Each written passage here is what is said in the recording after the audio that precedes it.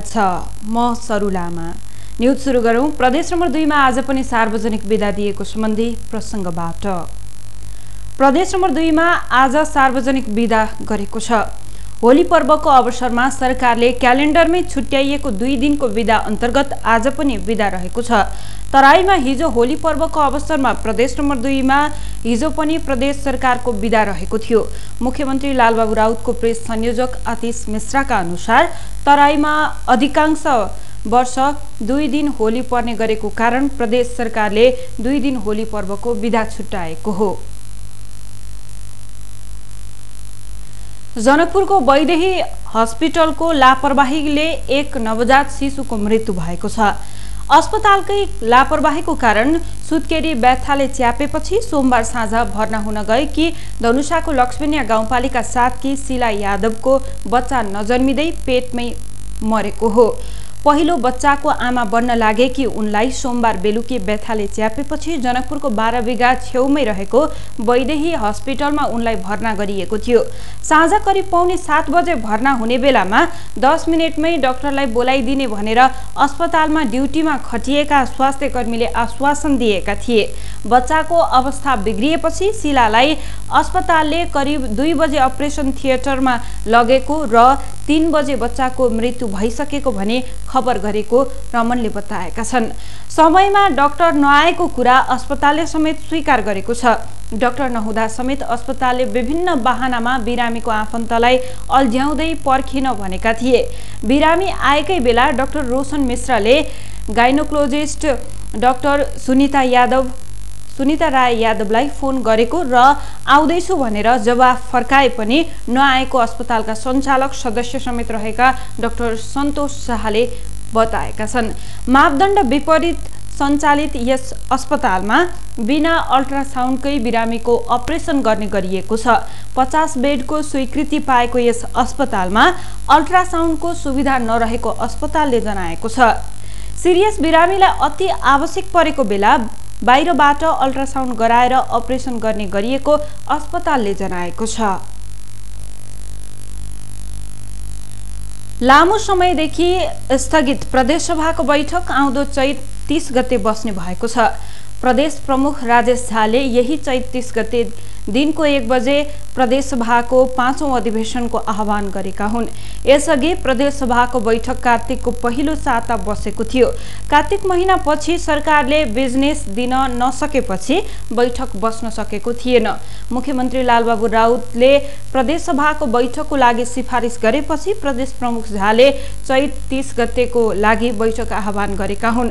मन्त्री परिषदले गरेको सिफारिसको आधारमा प्रदेश प्रमुख अहिराजद्वारा अधिवेशनको आह्वान गरिएको प्रदेश कार्यालयका सचिव ध्रुव गैंडाले जानकारी दिनुभएको छ। शिक्षा विज्ञान तथा प्रविधि मन्त्रालयले देशैभरिका शिक्षण संस्था आजबाट 4 दिन बन्द गर्ने निर्णय गरेको छ। वायु प्रदूषणको कारण बालबालिकाको स्वास्थ्यमा गम्भीर असर पर्ने भन्दै मन्त्रालयले शिक्षण संस्थाहरू बन्द गर्ने निर्णय गरेको हो। शुक्रबारदेखि काठमाडौँ उपत्यका सहित देशका विभिन्न स्थानमा वायु प्रदूषण निकै बढेको छ। जल तथा मौसमविदका अनुसार लामो समयको खडेरीले हावा सुक्खा भएको छ र हावाले पानी पर्ने बादलको साटो धुलो र धुवाँ लिएर आएकाले प्रदूषण बढेको छ। देशका विभिन्न स्थानमा डढेलोको घटना घटेकाले वायु प्रदूषण बढेको उनीहरूले बताएका छन्। प्रदूषण कम नभएपछि शिक्षा मन्त्री कृष्ण गोपाल श्रेष्ठको अध्यक्षतामा आइतबार बसेको आकस्मिक बैठकले सम्पूर्ण शिक्षण संस्था बन्द गर्ने निर्णय गरिएको शिक्षा मन्त्रालयले जनाएको छ। कटहरिया नगरपालिकामा एकजनाको घरमा ग्यास लिक भएर आगलागी भएको छ। आगलागीमा घर जलेर नष्ट भएको छ। कटहरिया नगरपालिका वडा नम्बर 2 वडाका बडेरबाका राजकिशोर शाह सोनारको घरमा खाना पकाउने क्रममा ग्यास लिक भएर आगलागी भएको थियो। आगलागी हुँदा करिब 5 लाख बराबरको क्षति भएको प्रहरीले जनाएको छ। आगो निभाउने क्रममा जुलाई शाह, अमरलाल शाह लगायतको 4 जनालाई सामान्य घाइते भएको इलाका प्रहरी कार्यालय कटहरियाका सही महानन्द कुर्मीले जानकारी दिनुभएको छ। घाइतेहरूको स्थानीय अस्पतालमा उपचार भइरहेको छ। सप्तरीको अग्निसारी कृष्ण सवरण गाउँपालिका वडा नम्बर 2 चौफालमा निर्माणाधीन जनता आवासमा गुणस्तरहीन निर्माण सामग्रीको प्रयोग गरेको पाइएको छ। स्थानीय डोम समुदायका लागि बनाइएका 3 वटा आवासमा गुणस्तरीय सामग्री प्रयोग नभएको पाइएको हो। शहरी विकास तथा भवन निर्माण कार्यालय राजविराज सप्तरीको सहयोग तथा ओडा कार्यालयको समन्वयमा निर्माणाधीन आवासमा इँटा, बालुवा, गिटी, सिमेन्ट लगायतका निर्माण सामग्री गुणस्तरहीन प्रयोग भएको स्थानीयले बताएका छन्। स्थानीयले जनता आवासमा व्यापक अनियमितता गरेको आरोप लगाएका छन्। करिब 3,17,000 प्रति घर लागतमा निर्माण सम्पन्न गरिने आवास निर्माणका लागि शहरी विकासले तोकेको मापदण्ड बमोजिमका सामग्री प्रयोग गरेको घर निर्माण ठेक्का पाएका विश्वनाथ मण्डलले बताएका छन्। हामीले तोके अनुसारकै मिठा पाक, इँटा, बालुवा, गिटी, सिमेन्ट प्रयोग गरेका छौं। ठेकेदार मण्डलले भने हाम्रो यसमा कुनै दोष छैन। अग्निसायर कृष्ण सवरण गाउँपालिका वडा नम्बर 2 का अध्यक्ष पशुपति प्रसाद चौधरीले ओडाको समन्वयकारी भूमिका मात्र रहेको बताएका छन्। शहरी विकास मन्त्रालयले जग्गा व्यवस्था गर्न भने बमोजिम खोजिदियौं। अध्यक्ष चौधरीले भने सम्पूर्ण काम उनीहरूको हो। मिठा पाक, इँटाको प्रयोग गर्ने नीति नै शहरी विकासले बनाएको सुन्नमा आएको उनले बताएका छन्। आवास निर्माणमा गुणस्तरहीन इँटा, बालुवा, गिट्टी, सिमेन्ट लगायतका निर्माण सामग्री प्रयोग गरेका छन्। यद्यपि सो बारेमा सरकारवाला ध्यानाकर्षण भएको छैन। सरकारले यसै आर्थिक वर्षमा 77 वटै जिल्लामा स्वास्थ्य बीमा कार्यक्रम लागू गर्न थालेको छ। 2072 सालमा गठन भएको स्वास्थ्य बीमा बोर्डले 77 वटै जिल्लामा स्वास्थ्य बीमा कार्यक्रम लागू गर्न लागेको हो। यही सहित 25 गते ताप्लेजुङ, दोलखा, बारा, सर्लाही, मनाङ र मुस्ताङमा स्वास्थ्य बीमा कार्यक्रम सुरु गरिनेछ। त्यसपछि काठमाडौँ र ललितपुर जिल्लामा लागू गर्न लागि बोर्डका वरिष्ठ स्वास्थ्य प्रशासक डाक्टर माधव लम्सालले जानकारी दिनुभएको छ। बीमा कार्यक्रम मार्फत 5 जनासम्मको परिवारको 3,500 रुपैयाँ बुझाएपछि त्यस घरमा रहेका सदस्यले 1 लाख रुपैयाँ बराबरको औषधि उपचार सरकारले तोकेको अस्पतालमा गराउन सक्नेछन्। 5 जनाभन्दा बढी सदस्य भएपछि प्रति सदस्य 700 का दरले बीमा रकम थप गर्नुपर्नेछ। 5 जनाभन्दा बढी सदस्यले प्रति सदस्य 20,000 देखि 2 लाख रुपैयाँसम्म निशुल्क उपचार गर्न पाउने व्यवस्था छ। बोर्डले बीमा कार्यक्रमको लागि देशैभरिका सरकारी र निजी गरी 375 अस्पताललाई सूचीकृत गरेको छ। बोर्डका सदस्य चन्द्र थापाले 77 वटै जिल्लामा कार्यक्रम लागू गरेपछि सबै नागरिकलाई बीमामा आबद्ध गराउने पहल गरिने जानकारी दिएको छ। अझै पनि मानिसमा स्वास्थ्य बीमा प्रति जानकारी नभएर धेरै मानिस स्वास्थ्य बीमाबाट बाहिर रहेका छन्। थापाले बीमामा सबै नागरिकलाई आबद्ध गराउने खालको कार्यक्रम ल्याउने बताएका छन्। अहिले 69 जिल्लामा बीमा कार्यक्रम सञ्चालन भए पनि 7,42,192 घर परिवारका 37,10,962 जना बीमा कार्यक्रममा सहभागी रहेका छन्। तीमध्ये 14,30,000 ले मात्र बीमा कार्यक्रमको सुविधा लिएका छन् भने यस आर्थिक वर्षमा 70% बीमितले नवीकरण गराएका छन्। नेपालमा सोमबार थप 141 जनामा कोरोना पुष्टि भएको छ। देशैभरि गरिएको 3,122 पीसीआर परीक्षणको क्रममा थप 141 जनामा कोरोना पुष्टि भएको स्वास्थ्य मन्त्रालयले जनाएको छ। यो सँगै नेपालमा कोरोना संक्रमितको संख्या 2,76,980 पुगेको छ। त्यस्तै थप 82 संक्रमित कोरोना मुक्त हुँदा हालसम्ममा 2,72,612 जना संक्रमित कोरोना मुक्त भएको मन्त्रालयले जनाएको छ। गत 24 घण्टामा कोरोनाको कारण कसैको पनि मृत्यु भएको छैन। नेपालमा हालसम्ममा 3,027 संक्रमित निको भएका छन्। नेपालमा हाल 1,341 जना आइसोलेसन र 56 जना क्वारेन्टाइनमा रहेका छन्।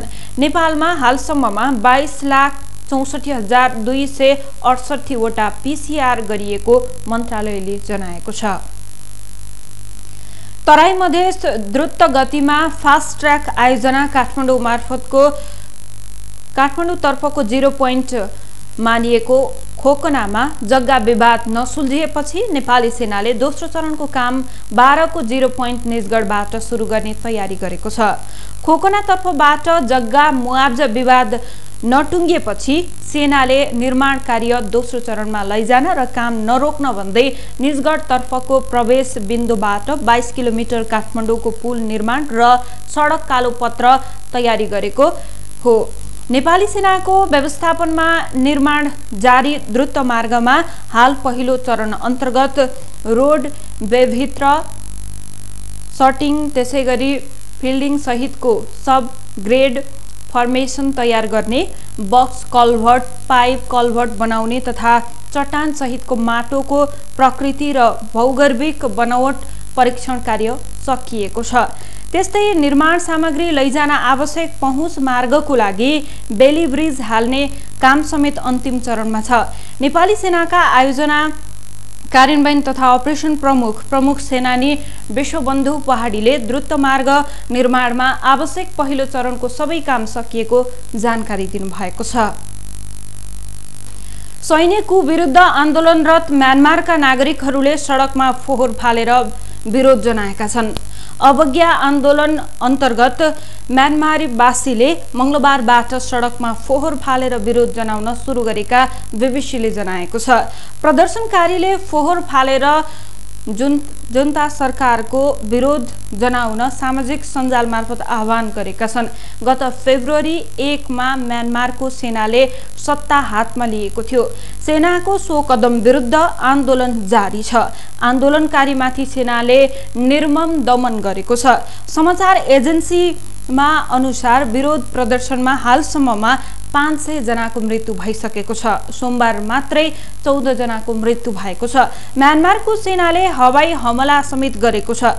सेनाको दमनका कारण म्यानमारवासी नागरिक भागेर थाइल्यान्डतर्फ गएको समाचार एजेन्सीहरूले उल्लेख गरेका छन्। आन्दोलनकारीहरूले सडकमा राखेका बालुवा भरिएका बोराहरू सेनाले विशेष प्रकारको हतियार प्रयोग गरी हटाउने गरेको छ। सरकारी टेलिभिजनले रोइटर्स विपनको प्रयोग गरिएको उल्लेख गरे पनि बीबीसीले भने ती हतियार कस्ता प्रकारका हुन् भन्ने स्पष्ट नभएको जनाएको छ। यसैबीच संयुक्त राष्ट्रसङ्घका महासचिव एन्टोनियो गुटेरेसले म्यानमारका सैन्य प्रमुखलाई प्रदर्शनमा दमन नगर्न आग्रह गरेका छन्। नेपाली राष्ट्रिय फुटबल टिमका पूर्व कप्तान विराज महर्जनले खेल जीवनबाट सन्यासको घोषणा गरेका छन्। त्रिदेशीय कप फुटबलको फाइनलमा बंगलादेश विरुद्ध खेल्दै विराजले अन्तर्राष्ट्रिय फुटबलबाट सन्यास लिएको घोषणा गरेका हुन्। नेपालका लागि समर्थक माझ अन्तिम खेल खेल्दा गर्व लागेको र यो क्षण आफूले कहिले नबिर्सिने उनले बताएका छन्। विराजले सन् 2008 मा पोखरा रङ्गशालामा पाकिस्तान विरुद्ध खेल्दै राष्ट्रिय टोलीबाट डेब्यू गरेका थिए। त्यस यता उनले 13 वर्ष राष्ट्रिय टोलीबाट खेल्दा 1 गोल गरेका छन्। उनलाई गार्ड अफ अनर प्रदान गरिएको छ भने प्रधानमन्त्री केपी शर्मा ओलीले मायाको चिनो दिनुभएको छ। हौस् त, यसका साथै टुडे न्यूज अहिलेलाई सकियो। हाम्रो अर्को बुलेटिन लिएर पुनः उपस्थित हुने नै छौं। टिभी टुडे जनकपुर हेर्दै गर्नुहोला। नमस्ते।